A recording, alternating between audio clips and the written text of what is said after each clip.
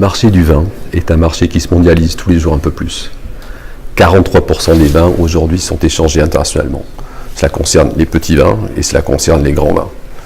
Les grandes marques, ce qu'on appelle les vins iconiques, sont de plus en plus demandés un peu partout dans le monde.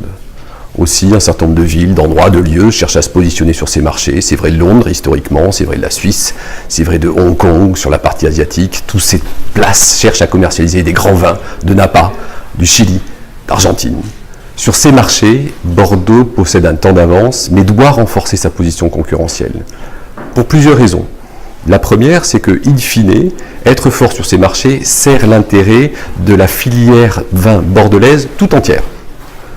Deuxième raison, Bordeaux possède un temps d'avance, je l'ai dit. Cela est dû à des raisons d'abord historiques, d'expérience sur ces marchés et surtout aussi de crédibilité. Bordeaux possède une crédibilité très importante internationalement pour les grands vins fins. C'est aussi un marché à haute valeur ajoutée, donc extrêmement intéressant pour les entreprises de commerce de vin.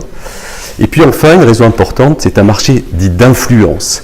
Or, on sait que sur le marché du vin, en général, internationalement, le rôle des influenceurs est particulièrement important.